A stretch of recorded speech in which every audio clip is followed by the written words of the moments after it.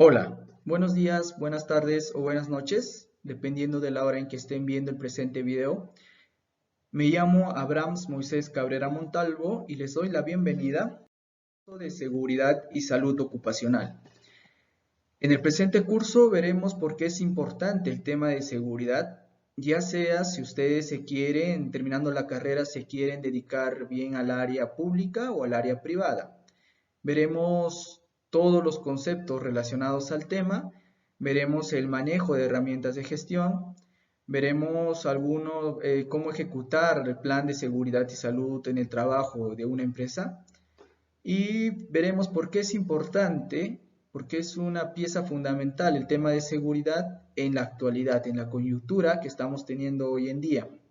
Muy bien, vamos a comenzar viendo algunas noticias, ¿sí? En enero del presente año nos despertamos, prendimos nuestra televisión y encontramos estas noticias, que hubo un incendio en Villa El Salvador que fue producto de una explosión de camión con gas. ¿Qué dijeron los periódicos? Que al menos hasta ese día, hasta ese momento, solo hubo 2 muertos con 48 heridos. Pero después ya sabemos el impacto que tuvo en realidad. Este accidente fue provocado, y si lo analizamos a profundidad, vemos que no encontramos en sí un responsable. Podemos decir que fue el conjunto de malas decisiones, de malos actos, que capaz algunos lo pueden catalogar entre comillas de mala suerte, pero ¿qué es la mala suerte? Es una falta de capacitación, una falta de trabajo, de esfuerzo, una falta de prevención que nos lleva a un momento trágico o que no podemos controlar o un momento de desesperación que produce un accidente grave. Entonces, que el término mala suerte no existe precisamente en este caso. ¿Por qué digo que es un conjunto de errores? Porque hay que analizarlo y hay que tener en cuenta los siguientes puntos. Este accidente sucedió cuando ya realizaron las investigaciones, salió a la luz varios detalles, como por ejemplo, uno, que la empresa de, que transportaba este camión con gas, la empresa de este camión cisterna, no era una empresa formal. Dos, el conductor que manejaba este camión tenía ya muchas papeletas puestas, ¿sí? Y no era capacitada adecuadamente. Y aquí les dejo una pregunta para la clase en vivo. ¿Cuál es la diferencia de un conductor con un chofer? ¿No? Siempre escuchamos el chofer de tal auto, el chofer de tal unidad, pero ¿cómo se tiene que decir? ¿Por qué se dice conductor y por qué se dice chofer? Sí, en la clase en vivo lo vamos a ver, porque es muy importante cuando ustedes ya terminen el manejo de un adecuado terminologías, ¿sí? Para su desarrollo. Muy bien, volviendo al tema. El segundo punto, porque el conductor no tenía muchas papeletas a su cargo. Otro, que este camión cisterna no fue diseñado en su principio para ser un camión cisterna, tenía otra finalidad y lo modificaron, ¿sí? Entonces esa es una falta. ¿Qué más? Que este camión que estuvo modificado no tenía las capacidades necesarias para realizar tal trabajo. Otro, que la calle en sí tenía un desnivel y eso provocó también y sumó para que ocasionara este accidente. Por eso les digo que es un conjunto de errores. ¿Y por qué pasó este conjunto de errores? Porque atrás de todo esto no hubo un trabajo de prevención, no hubo un trabajo de seguridad. A las semanas salió este informe que es por una página de internet, Waycar, donde menciona, ¿no? Transportes inseguros de combustibles. Existen 1.523 vehículos autorizados que transportan gas licuado de petróleo a granel. ¿Quién lo supervisa? El ente fiscalizador en este punto es el OCINERMIN. Pero ¿qué datos sacaron también? Sacaron que en octubre del 2018 el camión cisterna que explotó en Villa El Salvador tuvo una fuga de gas cuando era informal. O sea, este camión cisterna ya tuvo antecedentes de fugas de gas, ¿sí? OCINERMIN le dio la autorización recién hace 4 meses. Ahora aquí la pregunta cae por sí sola. ¿Por qué OCINERMIN da la autorización a este camión cisterna modificado, adaptado, para que siga trabajando si ya tuvo antecedentes? Cuando hicieron la supervisión OCINERMIN, se dieron cuenta que este camión cisterna no fue diseñado al principio para realizar esa función de transporte. ¿Se dieron cuenta o no se dieron cuenta? Y de ahí, ¿por qué volvieron a darle la autorización de seguir trabajando? Muy bien. Entonces ahí podemos ver que de la lista que ya les di de errores, podemos sumarlo ahí, capaz, lo pongo entre comillas, una falla de fiscalización, ¿sí? ¿Por qué también digo esto? Porque otro dato que nos revela es que el ente regulador, que es el OCINERMIN, dice, menciona y nos da este dato que el 30% y el 50% del mercado de gas licuado de petróleo es informal. Habiendo tanto, casi la mitad de estas empresas que transportan gas licuado siendo informal, nos da a entender la mala práctica en fiscalización en este tema. En el transcurso del curso también vamos a ver el tema de fiscalización, ¿sí? Ya será por la última parte, por las últimas semanas, pero aquí ya vemos uno de los principales errores que involucró y provocó este trágico accidente. ¿Qué más dice? Trámites sin garantía. La autorización es automática e indefinida. La inspección del tanque lo hace un organismo acreditado por INACAL. Muy bien. Entonces aquí nos damos cuenta que este accidente fue provocado por un conjunto de errores que no lo supieron solucionar en su momento, que se sumaron y produjeron terriblemente el fallecimiento de varias personas. Y después, ¿qué pasó? En diciembre del año pasado, igual prendimos nuestra televisión, nuestra radio, y nos encontramos con esta noticia, que 2 jóvenes fallecieron a horas de la madrugada en este establecimiento de comidas rápidas por causa de electrocutamiento. Cuando ocurre un accidente de trabajo mortal, como les menciono, no es simplemente por una razón. Atrás de este accidente también hubo una serie de errores que cometió esta cadena de comidas rápidas para que ocasionara el fallecimiento de estos 2 jóvenes, a lo cual la SUNAFIL, una semana después, si no me equivoco más o menos, fue al establecimiento a realizar la supervisión para ver qué cosas estaban fallando. Hay que recordar que SUNAFIL es la Superintendencia Nacional de Fiscalización Laboral, es el ente encargado de fiscalizar si están cumpliendo sí o no con todo lo que es el tema de seguridad y salud en el trabajo, ¿sí? Que ya lo vamos a ver a detalle más adelante. Muy bien, SUNAFIL empezó a hacer su trabajo y encontró algunas infracciones. Por ejemplo, 1. La empresa no realizó evaluaciones de riesgo y control periódicos de las condiciones de trabajo del personal a su cargo.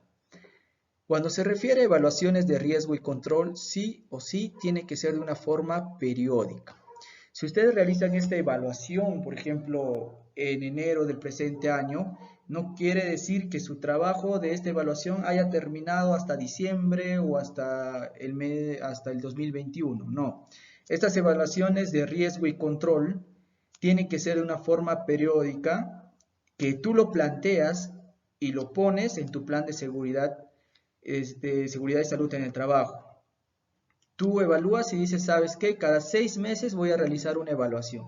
¿Por qué se realiza esta evaluación cada tiempo? Porque en tu área de trabajo varía muchas cosas dependiendo de las actividades que ustedes realicen.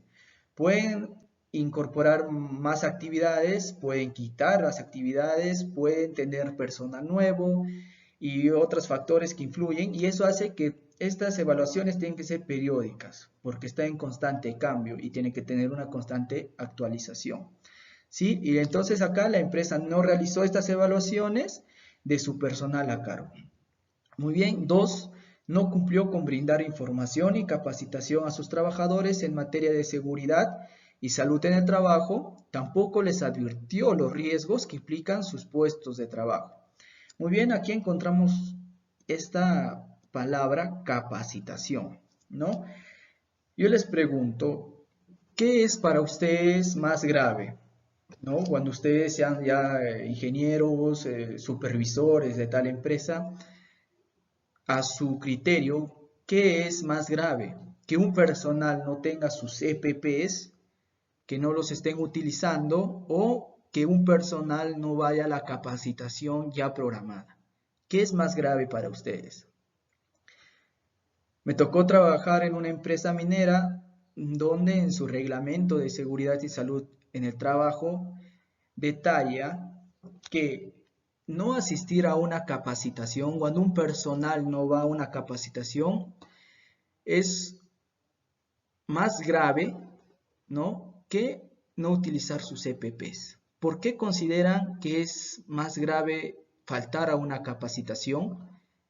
Porque esta capacitación es obligatoria que se realice a todo el personal. ¿Para qué? Para que este personal sepa cuáles son los peligros que encuentran en su área de trabajo, como lo menciona acá,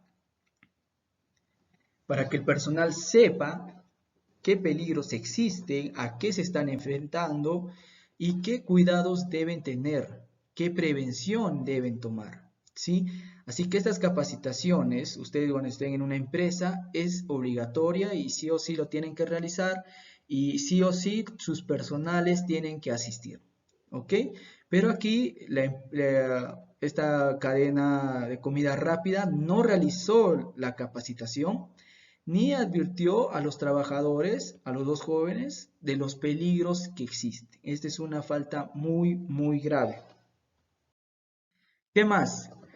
El reglamento interno de seguridad y salud en el trabajo no contenía los estándares de seguridad para la limpieza de las áreas. Muy bien, como ya les estaba mencionando, una empresa siempre va a tener su reglamento interno de seguridad y salud en el trabajo.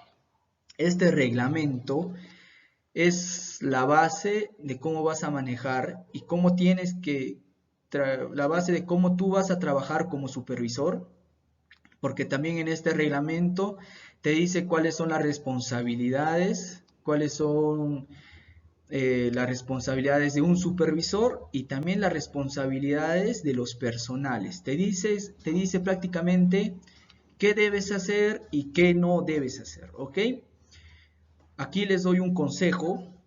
Cuando ustedes vayan a una empresa, cualquier rubro, y ustedes aquí terminando la universidad, empiecen a buscar trabajo, encuentren un trabajo en una empresa y van a ir a su primer día, a veces tienes este miedo, ese temor de qué vas a hacer, les recomiendo que una de las primeras cosas que hagan es pedir su reglamento interno de seguridad y salud en el trabajo para ver cómo esta empresa trabaja y cómo maneja todo este tema. ¿Ok? Así que esto es un consejo para que ustedes puedan desarrollarse un poco mejor en el área ya profesional y entonces empiezan a leer y este reglamento interno les va a decir cuáles son sus funciones ustedes, cuáles son sus obligaciones, qué funciones tienen los personales, qué obligaciones tienen los personales y con eso ustedes ya pueden tener una idea más eficiente, más real de todo lo que pueden hacer en ese espacio, ¿no? Así que les doy ese consejo. Muy bien. Siguiendo, entonces este reglamento te dice que debes hacer y qué no debes hacer. Muy bien, y en este reglamento te dice cuáles son las infracciones graves, cuáles son las leves, qué pasa si cometes infracciones leves, si te despiden, no te despiden, cuántas infracciones graves debes cometer para un despido automático, cuántas debes cometer para que simplemente te hagan una advertencia o un documento de que ya cometiste el primer strike, entre otros, ¿ok? Entonces, el reglamento interno de esta cadena de comida rápida no contenía los estándares de seguridad para la limpieza de las áreas. Cuando ustedes vayan a una empresa, esta empresa va a tener varias áreas de trabajo, ¿no? Por ejemplo, una empresa minera va a tener, por ejemplo, el área de gestión ambiental, va a tener el área de residuos sólidos, de baños químicos y otras áreas, ¿no? Más que pueda tener. Entonces, cada área tiene una actividad y esta actividad tiene que ser plasmada y decir se va a trabajar y cuáles son las medidas adecuadas para trabajar estas actividades, evitando cualquier peligro y riesgo. ¿Ok? Pero acá la empresa no tenía este estándar de seguridad. ¿Ok? Aquí también podemos ver la 4. La empresa no acreditó la entrega ni supervisó el uso de los equipos de protección personal. ¿Ok? Ya más o menos debe manejar este término EPP, equipo de protección personal. La empresa no acreditó la entrega ni supervisó el uso de los equipos de protección personal. Aquí vamos a ver dos temas importantes. Uno es la entrega y otro es supervisión de estos equipos de EPPs.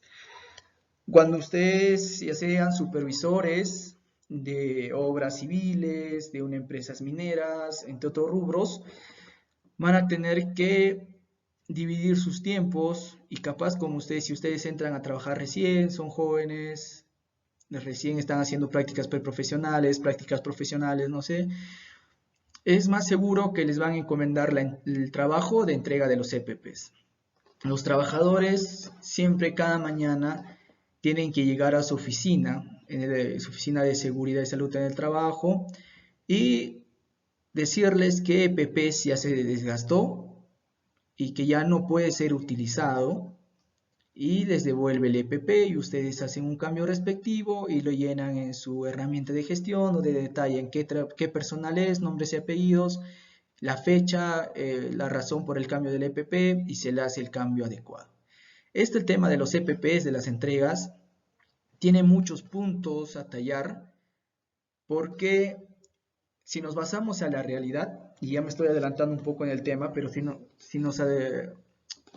vemos la realidad en sí, cuando ustedes estén en una empresa y tengan ustedes personal a su cargo, ya pueden iniciar con 6, 12, 22. Estos personales a veces tienen un comportamiento que siempre ven por uno mismo y a veces no es muy accesible para la empresa. Les doy un ejemplo. Los personales a veces te hacen un cambio de EPP simplemente porque el EPP que tú ya le has dado, se lo han guardado y para otro trabajo, porque estos personales pueden terminar su trabajo en cualquier momento y se van a realizar otro trabajo. Entonces se lo guardan el EPP y al día siguiente vienen y te dicen, ingeniero, mire, necesito otro EPP, ¿no? Y ahí está el detalle y ustedes tienen que saber por qué están haciendo el cambio del EPP. Ahí les doy otro consejo. Cuando ustedes realicen este trabajo, tienen que tener en cuenta que cuando hay un cambio de EPP, ustedes deben recibir el EPP defectuoso. ¿Ok? Cuando hay un cambio de EPP, el personal debe traerte este EPP defectuoso, ya sea, por ejemplo, guantes de badana. Te dice, ¿sabes qué, ingeniero? Mi guante de badana ya se hizo hueco, te lo entrego, te lo devuelvo. Y entonces yo tengo el EPP en mal estado y le doy el nuevo. Así es como se debe manejar. ¿Por qué? Porque si no lo manejas así, prácticamente todos tus EPPs van a desaparecer en menos de 2 semanas. Y eso no le beneficia a nadie a la empresa. Y al primero que le va a caer su gritada es a ustedes, ¿no? Como los supervisores. Muy bien, ustedes realizan el cambio de EPP, ustedes ya entregaron el EPP, ya le hicieron cambio, y tiene después que ir a supervisar. Eso se realiza en campo, ustedes van y ven si el personal está usando el EPP, sí o no. Y ahí le hacen las correcciones correspondientes. Ok, ya me estoy adelantando un poco, pero ya les voy comentando. Entonces, la empresa aquí no realizó la entrega ni supervisó el uso de estos EPPs. Muy bien.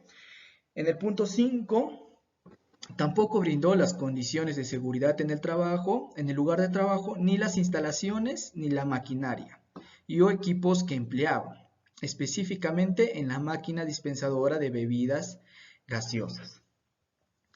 No brindó las condiciones de seguridad en el lugar de trabajo. Cuando hablamos condiciones de seguridad en el lugar de trabajo, y ya también me estoy adelantando a un tema, hablamos específicamente de condiciones inseguras. Cuando estamos en el tema de seguridad, vamos a ver que hay dos tipos de razones por qué sucede un accidente. Uno es por un acto inseguro. Un acto es cuando un personal comete el error, entre comillas, y el otro es cuando hay una condición insegura. Cuando hay una condición insegura, la culpa no es del personal, sino de la empresa, porque la empresa es la que te tiene que dar todas las condiciones adecuadas para que tú realices un trabajo determinado. ¿Ok? Entonces aquí esta empresa de comidas rápidas no brindó estas condiciones de seguridad en el lugar de trabajo. Muy bien. ¿Qué vemos en el punto 6? No realizó la supervisión efectiva de las condiciones de seguridad y salud del trabajo. La empresa ya conocía los desperfectos en la máquina dispensadora de bebidas gaseosas, sin embargo, no tomó acción al respecto. Cuando la empresa ya conoce los desperfectos, automáticamente sabe de qué pie está cojeando su empresa. ¿Ok? ¿Y qué debe hacer ahí? Obviamente es mejorarlo y tenerlo y saberlo manejar de una manera apropiada. Si ya conoce los desperfectos, es obvio que lo vas a tener que arreglar, cambiar, sustituir, implementar tus 5 puntos de seguridad, que también lo vamos a ver más adelante, y tienes que cambiarlo, arreglarlo, en fin.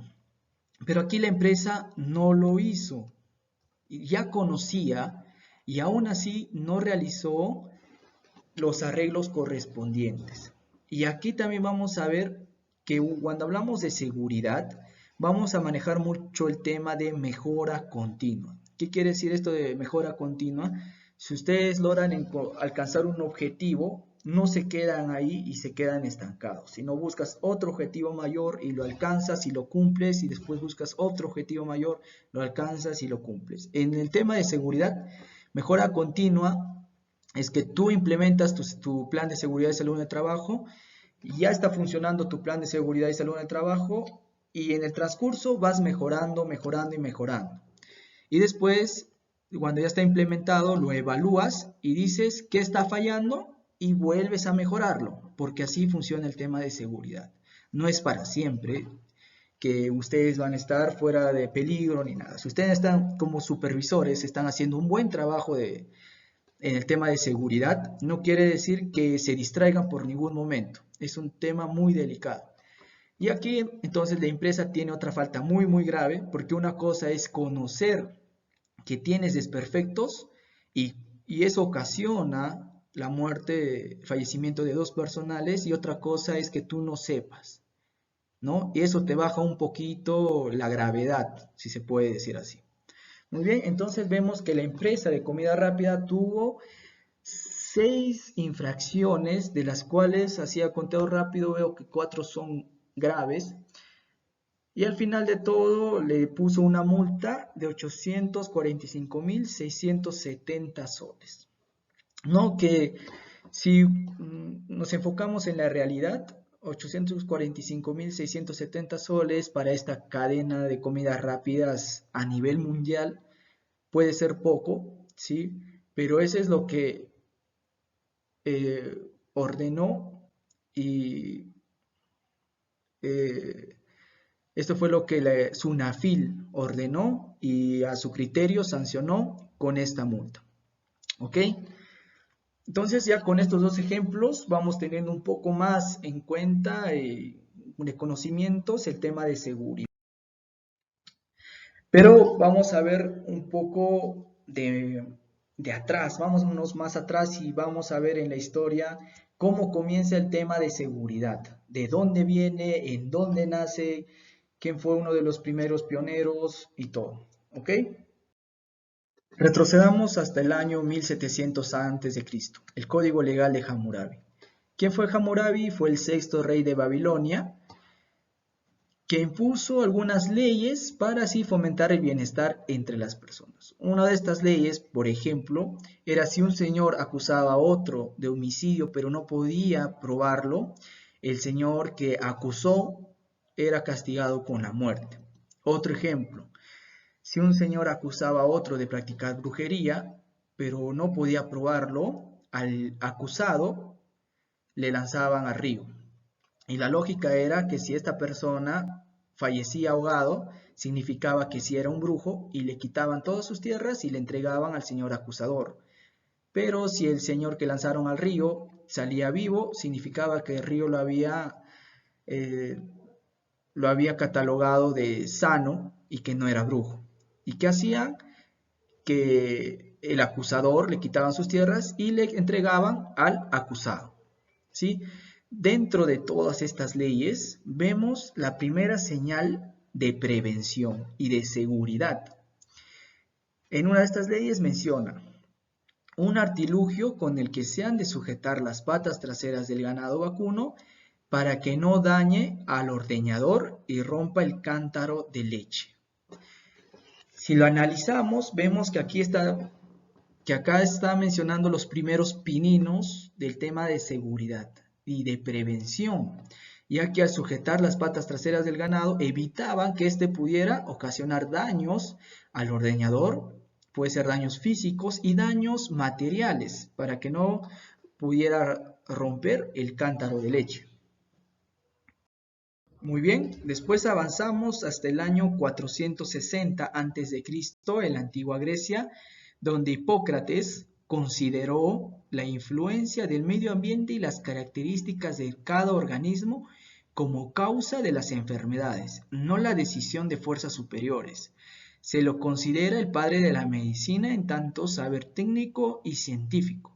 En la observación del ámbito laboral, describió las intoxicaciones de los trabajadores de las minas por el plomo.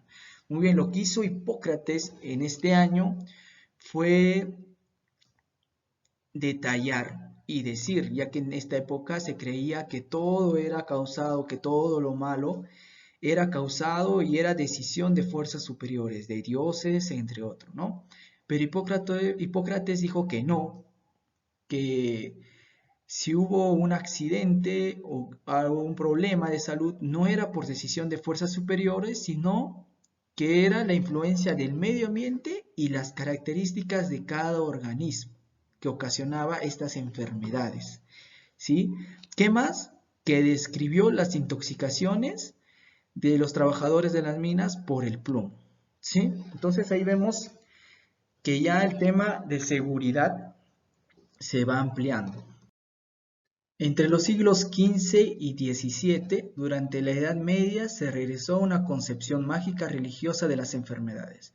Es decir, que todo lo que hizo Hipócrates se olvidó así de sencillo y volvieron a esta creencia de que todo lo malo viene de un poder mágico y religioso.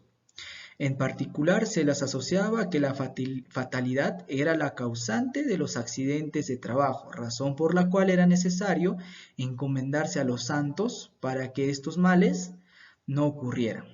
Pero en el siglo XV se reiniciaron los registros de enfermedades de los trabajadores. Por ejemplo, el señor Ulrich Eyenbock, por ejemplo, definió los síntomas del envenenamiento por plomo y mercurio. Investigó durante años la actividad en minas y fundiciones. Sus registros y observaciones permitieron la identificación de intoxicaciones en esos ámbitos causados por la absorción o inhalación de sustancias minerales como el mercurio, el azufre y el sílice. Entonces aquí podemos ver los inicios de un registro de enfermedades. Muy bien, el inicio de estos registros, que ya lo vamos a ver más adelante.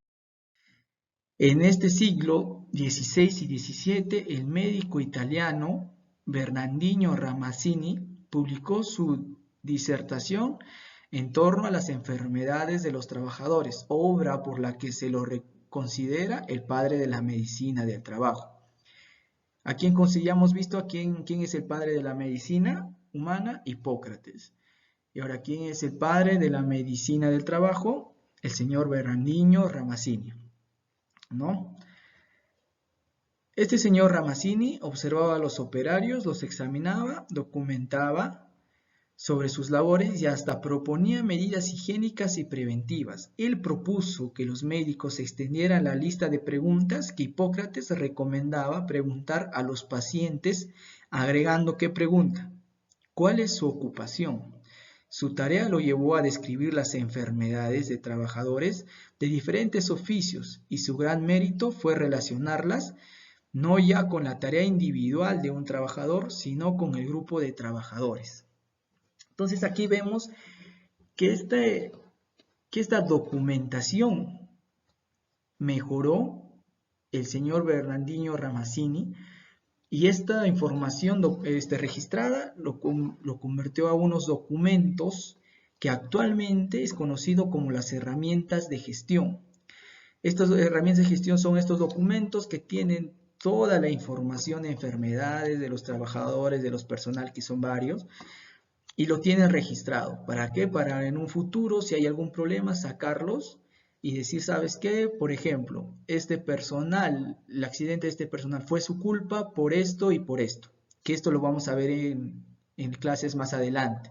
Pero aquí es donde comienzan estas herramientas de gestión. Ahora, en el punto de que agregaron esta pregunta, ¿cuál es su ocupación para ver las enfermedades? Y ya estamos entrando al tema de examen ocupacional. ¿Cuál es la diferencia? También les dejo para la clase en vivo de salud y seguridad en el trabajo y seguridad y salud ocupacional. ¿Por qué uno es en el trabajo y por qué otro es ocupacional?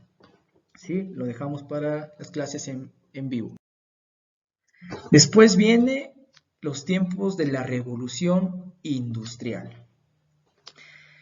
El tema de revolución industrial lo vamos a ver en otros cursos. ¿Por qué? Porque es un punto y aparte, ¿ok?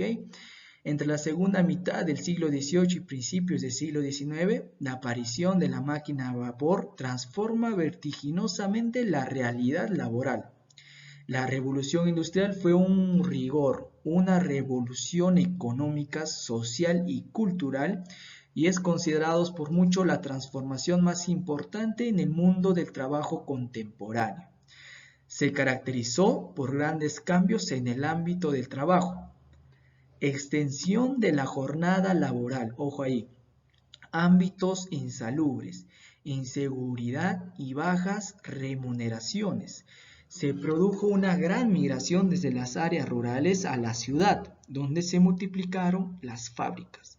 En este punto de la revolución industrial era un boom estos trabajos, estas fábricas, y esto aprovecharon los dueños y, como ya mencionó, impusieron, alargaron las horas de trabajo por la masiva gente que iba a trabajar en estas fábricas. No consideraron los ambientes de una forma saludable, inseguridad y bajas remuneraciones, ¿ok? Entonces son puntos importantes que vamos a ver por qué esto afecta al trabajador y por qué ya se está trabajando para que no sea así. Y acá otro punto importante también para otros temas es la migración de personas rurales a la ciudad, ¿no? Por el masivo trabajo que se realizaba. ¿Ok? Así que el tiempo de revolución industrial es un antes y un después en cualquier tema que vamos a tratar en la carrera de ingeniería ambiental.